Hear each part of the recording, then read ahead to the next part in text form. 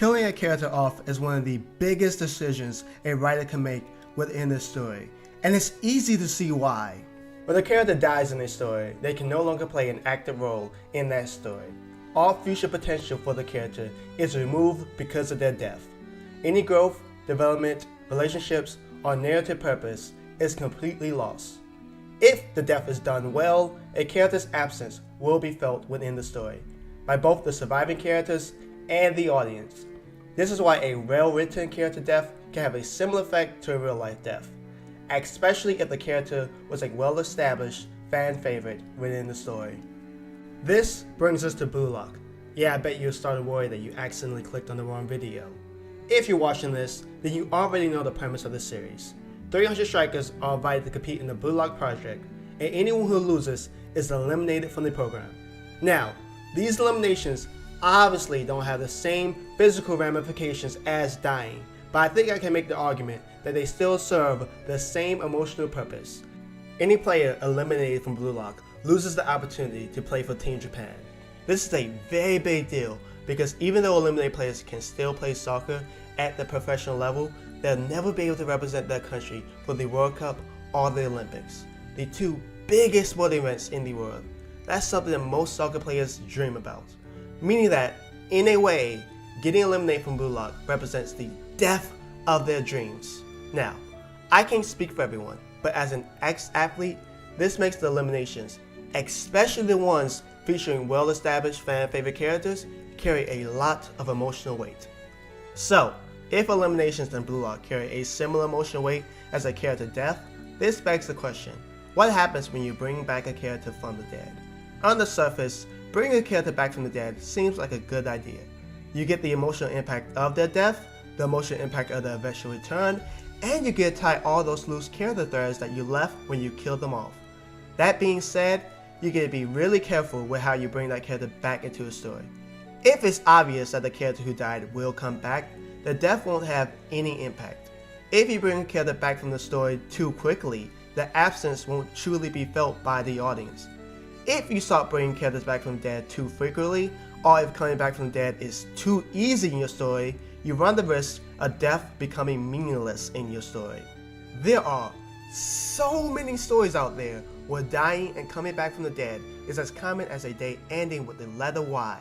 Yet, whenever a character dies in those stories, the other characters still pull that same old, "No, not Adam. I can't believe Adam's dead. He was too young to die." Like, dude, Adam is a 47-year-old man and has died 6 times this week, and it is not even Monday yet. I'm sorry that this doesn't have any effect on me anymore. Still, even if the revival is well written and it has no pitfalls, the moment you establish that characters can come back from the dead, you run into the issue of convincing the audience that any character who dies will stay that way for the rest of the series. And even if the death sticks, you have to justify to the audience why that character can also come back from the dead. This brings us back to Blue Lock. As I said before, any character that gets eliminated from Blue Lock loses the opportunity to play for Team Japan. This means that any character that gets eliminated could potentially come back for any arc that doesn't follow the Olympics or the World Cup. Hell, technically speaking, this means that they could appear during World Cup or Olympics arc if they're participating for another country. This is great because it means that the writer could easily justify bringing a character back as an ally or antagonist in the future without losing the impact of the elimination. As long as any character that got eliminated doesn't get the opportunity to play for Team Japan in the future, their elimination will still matter. So, you guys know how I said bringing a character back from the dead can lessen the impact of their death and the impact of future deaths in the story? Yeah, Kunigami's Return does the same thing for the eliminations in Blue Lock. Kunigami's Return went against everything we thought we knew about the series. We thought that any character that got eliminated wouldn't be able to play for Team Japan. Kunigami's Return takes that thought and throws it into the trash. Now, any character that was eliminated before Kunigami and any character eliminated at the Kunigami has the potential to come back. This seriously affected Nagi's elimination, because while a majority of fandom was mad about him getting eliminated, I think that deep down, many realized that he would come back to the story, and some even figured that there was still a chance, however slim, that he would come back for the U20 World Cup arc. Then, we immediately got those 5 chapters dedicated to Nagi, and as great as these chapters were, I do think it happened too soon for people to truly feel his absence. And now that we've been introduced to Side B, we know that Kira also has an opportunity to re-enter the story, and I think this would be the biggest mistake the author could make. There are 3 major reasons why I think this would be such a huge mistake. 1. As I said earlier, if you start bringing too many characters back from the dead, you run the risk of death being meaningless in the story. That same logic applies to the eliminations in Blue Lock.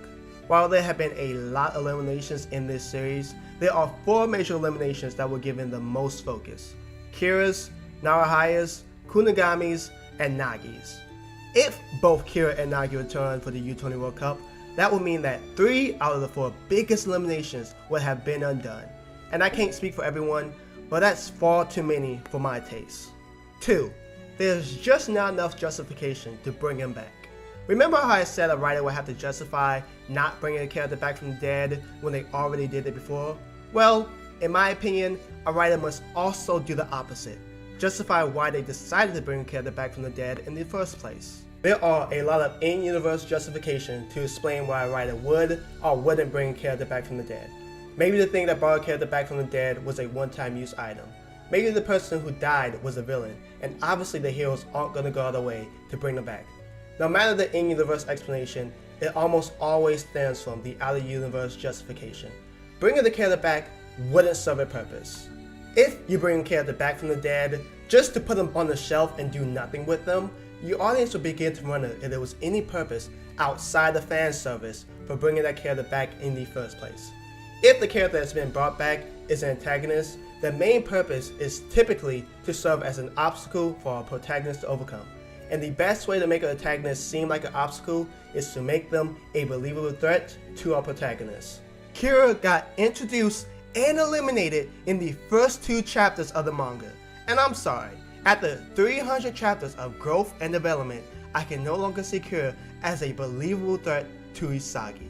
Imagine if Raditz, a character who died before the introduction of Super Saiyan, came back as a major antagonist for the Z Fighters.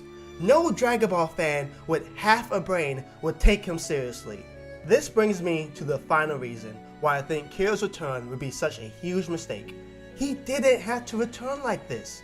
Unlike Death, getting eliminated from Blue Lock doesn't represent the final chapter of a character's story.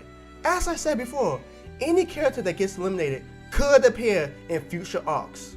This means that the writer didn't really need to go out of his way to possibly bring him back as a Japanese representative for the U20 World Cup. Now I know this argument, along with others I made in this video, could apply to Kunigami's and Nagi's return.